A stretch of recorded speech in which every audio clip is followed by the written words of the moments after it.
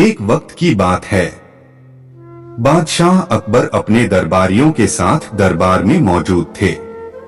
तभी उनके मन में एक बात आती है। बादशाह बोलते हैं कि मेरे आसपास हमेशा बुद्धिमान लोग रहते हैं और मैं उनके बीच रहकर बोर हो गया हूँ। मैंने फैसला किया है कि मुझे कुछ मूर्ख व्यक्तियों से मिलना चाहिए। अकबर बीरबल से कहते हैं, तुमने हमेशा हमारी मदद अपने ज्ञान और चतुराई से की है। हम चाहते हैं कि इस बार भी तुम ऐसा ही कुछ करो और हमारे लिए 6 मूर्ख व्यक्ति ढूंढ कर लेकर आओ। बीरबल, जी जहां पनाह, मैं आपके लिए 6 मूर्ख व्यक्ति जरूर ढूंढ कर लाऊंगा। अकबर, हम आपको 6 मूर्ख व्यक्ति ढूंढने के लिए 30 दिन का समय देते हैं। बीरबल, जहां पनाह, मुझे इतने अधिक समय की आवश्यकता नहीं पड़ेगी। अकबर, ठीक है, अगर तुम उससे पहले ही मूर्ख व्यक्ति ले आ सकते हो तो यह अच्छी बात है।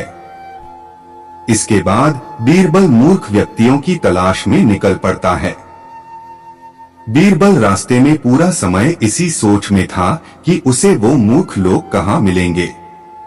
तभी उसे गधे पर बैठा एक आदमी दिखाई देता है जो सिर पर घास की गठरी रखे हुए था। बीरबल ने तुरंत घोड़ा रोका और उससे उसकी पहचान पूछने लगा। बीरबल, कौन हो तुम और ऐसे गधे पर बैठकर और घास अपने सिर पर लेकर क्यों जा रहे हो? व्यक्ति, मैं रामू हूँ और मेरा गधा कमजोर व थका हुआ है, इसलिए गधे का बोझ कम करने के लिए मैंने घास की गठरी अपने सिर पर रखी है। यह सुनकर बीरबल सोचता है कि मुझे पहला मूर्ख व्यक्ति मिल गया। फिर बीरबल उससे कहता है कि तुम जानवरों के बारे में इतना सोचते हो, इसलिए मैं तुम्हें बादशाह अकबर से इनाम दिलवाऊंगा। यह कहकर बीरबल उस व्यक्ति को अपने साथ चलने के लिए कहता है। इनाम की बात सुनकर रामू बीरबल के साथ हो लेता है। बीरबल और रामू कुछ दूर चले ही थे कि बीरबल को 2 व्यक्ति आपस में लड़ाई करते हुए दिखाई दिए। बीरबल उन दोनों व्यक्तियों को लड़ने से रोकता है और उनसे पूछता है कि तुम दोनों कौन हो और किस बात के लिए लड़ रहे हो? पहला व्यक्ति, जनाब मेरा नाम चंगू है। दूसरा व्यक्ति, और मेरा मंगू है। मंगू, जनाब मुझे चंगू कहता है कि इसके पास शेर है जिसे वो मेरी गाय के शिकार के लिए छोड़ेगा। चंगू, हाँ मैं ऐसा ही करूंगा और मुझे बहुत मजा भी आने वाला है। बीरबल, कहाँ है तुम लोगों की गाय और शेर? मंगू, जनाब जब भगवान हमें वरदान देने आएंगे तो मैं उनसे गाय मांगूंगा और चंगू शेर मांगेगा जिसे यह मेरी गाय पर छोड़ने की बात कर रहा है। बीरबल, अच्छा यह बात है। उनकी बातें सुनकर बीरबल समझ गया कि उन्हें 2 और मूर्ख व्यक्ति मिल गए हैं। बीरबल इनाम की बात कहकर उन्हें भी अपने साथ ले लेता है। उन तीनों को लेकर बीरबल अपने घर पहुंचता है और फिर सोचने लगता है कि बाकी के मूर्ख व्यक्ति कहां से ढूंढ कर लाऊं। बीरबल उन तीनों मूर्खों को अपने घर में यहीं रहने के लिए कहकर बाहर चला जाता है। जब बीरबल और मूर्ख लोगों को ढूंढने के लिए बाहर आता है तो उसे एक व्यक्ति दिखाई देता है जो कुछ ढूंढता रहता है। बीरबल उसके पास जाकर पूछता है कि आप क्या ढूंढ रहे हैं?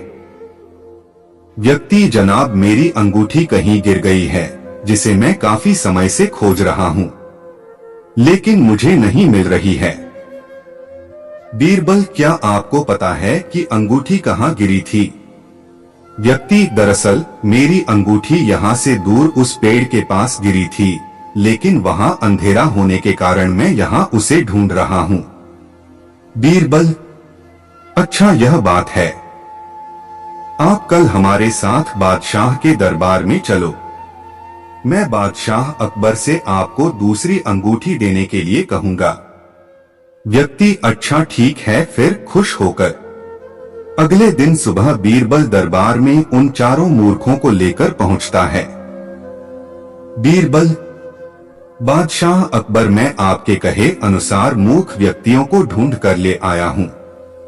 अकबर, बीरबल, तुमने तो एक ही दिन में मूर्ख व्यक्ति ढूंढ लिए, क्या हमारे राज्य में मूर्खों की संख्या अधिक है? और तुम यकीन के साथ कैसे कह सकते हो कि ये व्यक्ति मूर्ख हैं? बीरबल ने बादशाह से सारी बातें बताई। फिर अकबर कहते हैं कि ये तो केवल 4 ही लोग हैं, बाकी के 2 मूर्ख कहाँ हैं? बीरबल, जहां पनाह, यहाँ पर 6 मूर्ख व्यक्ति हैं। अकबर, यहाँ कहाँ हैं और कौन हैं, हमें भी बताओ। बीरबल, जहां पनाह, एक तो मैं स्वयं हूँ। अकबर, तुम मूर्ख कैसे हुए? बीरबल, मैं इसलिए मूर्ख हूँ क्योंकि मैं इन मूर्खों को खोज कर लाया। अकबर, फिर अकबर हंसने लगता है और कहता है कि मैं समझ गया कि दूसरा मूर्ख कौन है, पर मैं तुमसे सुनना चाहता हूँ। बीरबल, दूसरे आप हैं जहां पनाह, जो आपने मुझे मूर्ख व्यक्तियों को लाने के लिए कहा। बीरबल की बातें सुनकर अकबर उसकी प्रशंसा करने लगते हैं और कहते हैं कि बीरबल के पास हर सवाल का जवाब होता है। कहानी से सीख, दिमाग और चतुराई से हर मुश्किल काम आसान हो सकता है, लेकिन ऐसे कामों में अपना कीमती समय व्यर्थ नहीं करना चाहिए जिसका कोई मतलब न हो।